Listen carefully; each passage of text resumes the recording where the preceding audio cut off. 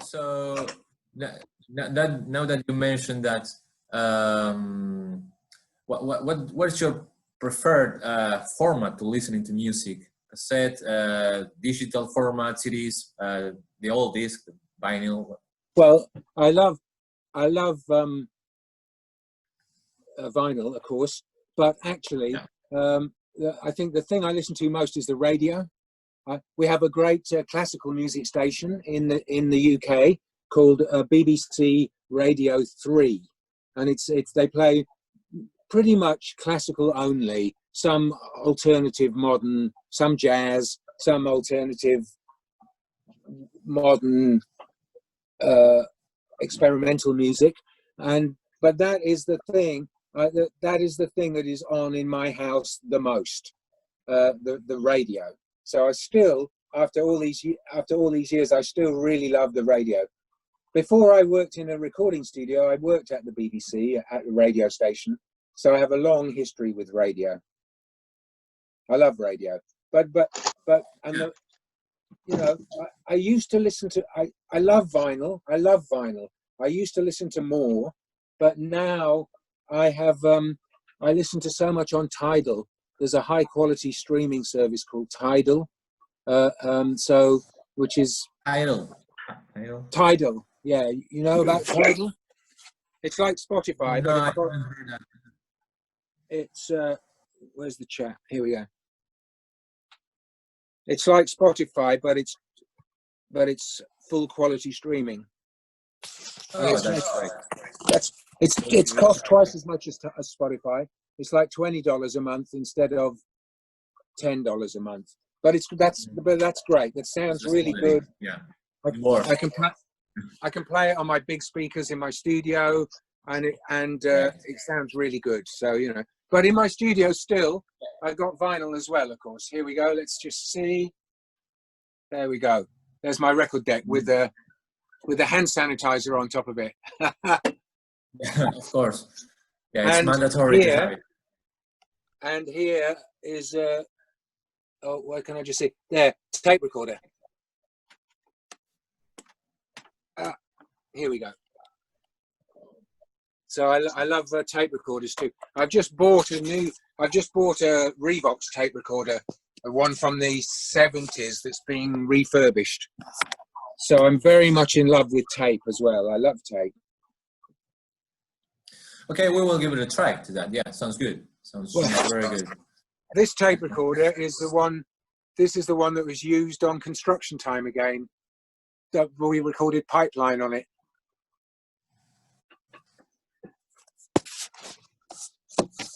Yeah, you have a lot of interesting things there. That's for the Depeche Mode fans. Well, you have been a great and a big influence on the Depeche Mode sounds. You know that we are all Depeche Mode fans here. So, and we know that you work on Black Celebration. So we'd like to know a little bit about your experience there. When you record that record, we know that there you implement the Leave the Record implementation. So we would like to know a little bit about those days. Very hard to remember. But it's like the 60s. You can if you can remember it, you weren't really doing it properly. That was a very special album because one of the special things about it was that we started work and we worked every day until it was finished. So we didn't take any time off. So that, as a way of working, that was really intense. And it had a kind of it brought a intensity and a claustrophobia to the project, a closed in kind of darkness, because we were just together all the time. I mean, I love the guys, of course, and it was a fantastic experience, but it was a little bit claustrophobic, because we were like in the studio every day, and we were very young, so we worked very, very long hours as well. So really, studio, studio, studio, studio, sleep, studio, studio, studio, studio, eat, sleep, studio. That's all it was, you know. So that was a magic element, I think. Did you apply this methodology to another artist or no? Only Depeche Mode? No, it was Daniel Miller's idea, and I think I only really did it once, that extreme. And because after that, I thought it's better to have some time off. Yeah. We did Yeah, it. I understand. Once was enough. Of course, yeah. With that, you know how it works. So now we are talking a little about the Depeche Mode. Sorry, Sebastian, let me just add, because the thing about time off is, you, as an artist, you're still working when you're not actually making the music. If you go to an art gallery, or you read a novel, or you go for a walk by the canal or by the river, that's very valuable for the creative work as well. That's one of the things that I've learned as I've got older, is that it's not just about spending 18 hours a day in the studio. It's about having a full and creative life, where you can bring elements from the life into the work. Same for everyone, huh? You gotta have a balance. Besides, your mind keep working. So yeah. Exactly. But you have a valid point. I mean, whatever the job that you do, you need to have a balance. Your mind will keep working after your 9, 10, or 20 hours of work. So you need to stop and keep. Yeah, you have a really good point there. I understand. So now that you're talking about the Depeche Mode, we know that sometime I think in 2006, you said something like, probably your favorite Depeche Mode album was Violator, because you didn't work on it. So do you think if you have produced that album, if we have a Violator produced by you, it would be different to the one that we actually have? I'm sure it would be very different, yeah, because everyone brings something different to the table, right? But it's kind of, I never even thought about that, but it's perfect like it is, right? Flood did such a great job, and the guys all worked so hard together, you know. I love the records that Flood made with the band, and of course I would love to have worked on Violator, because the songs are so amazing, but I can't say that it would have been better. It would have been different, but you know, it's incredible. They did such a great job, you know. What a special time. Yeah. You mentioned that you are working in your album that is going to be on digital format. You don't know if it's going to be CD or cassette. So we are interested a little about that particular point. So what do you think about the music today? Do you think that internet killed the industry? What is your favorite format? You mentioned that you like the radio, but because now, at least here in Argentina, and I think it's worldwide, we're seeing we're back to the 80s. I mean, a lot of people are trying to buy vinyls, are trying to listen vinyls, even though we have Spotify or these new apps. A lot of people, the people who loves music, wants the vinyl. What is your thoughts on the current situation? Well, I love vinyl, and the same in Europe, of course. But we say that the vinyl is having a comeback, but of course it's really small compared to what it was like in the 80s. So everyone says, yes, vinyl's big again, but it's not big like it used to be when it was the main format. Vinyl used to be huge.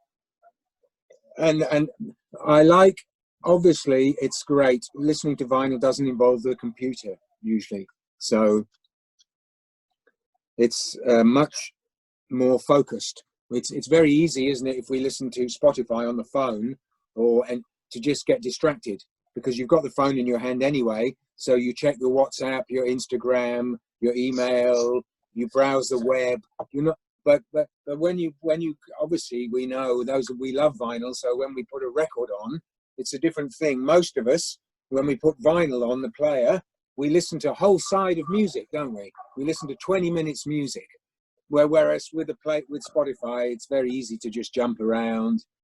So it's a completely different experience. I'm very much in love with the analog experience. I made a record with my friend Jan Tiersen. I think it came out this year. I think we made it last year. Called Portrait, where everything is recorded onto tape, and the whole thing is done analog to vinyl. And we felt we made a very special connection. So yeah, it's very special. But I tell you what I love about listening. Sorry, I'm just sending you the name of this album I made with Jan. There you go. Yeah, here it is. That's all analog. That's recorded on tape, just like in the 80s and the 70s. It's very like in the early 80s. It's recorded on tape, mixed through a big analog console, mastered to vinyl directly from tape. But I also, in the 80s, I also loved the Sony Walkman. When the Sony Walkman came out, that was incredible. So with my phone now and my Bluetooth headphones, it's like a modern Walkman, and I really still love that. You know, the Sony Walkman was incredible, man. That changed everything as well. That changed so much about listening to music when it came out. You know. Yeah, I think that the digital format, it's practical. It's better in some aspect, but the analogical has its magic, right? So it's different. It's totally. It has different. a special connection to the heart, and even the whole process of it. Like I said, try to say we have a different. It's a different thing to get up and go and put a record on the record deck. It's a different thing. Yeah, I think at the very beginning in the 80s, when the first MP3 appeared, I think that the musical industry was afraid of this. But now I think that I mean, digital and analogical CDs or MP3 learn to live together. I mean, that I think that today, it's like a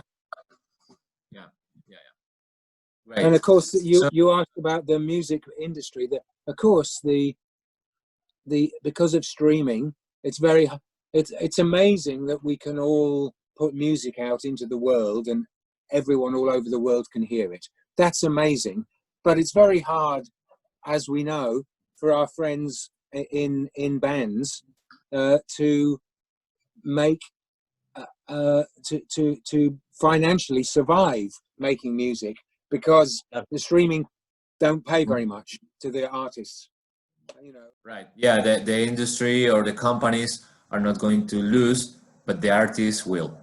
Yes, I agree. Yeah. But the artists win because we can put our own music out. You know, the Spiritual Friendship Project, my Electrogenetic Project, many are. That's fantastic for us. It's a big win creatively. It's hard financially. It's hard with it's hard. Hey, life is hard with money.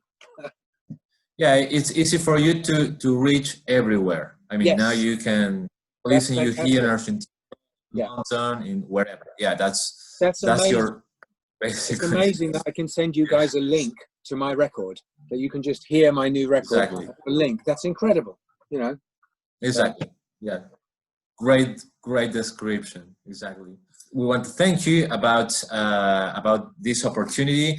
It's an honor for us to talk to you. And he wants to thank you not only for this interview, but for what you have done for the music, for the Depeche Mode music. So it's an honor for us to talk to you. He's really excited. I think he's almost to cry. I'm not sure about it. Oh, thank you. But yeah. Very sweet. Thank you. Again, Gareth, thank you so much for this interview. Have a great day. Okay, you guys have a great day too. Very nice to talk to you. Thank you for a very nice interview. Bye.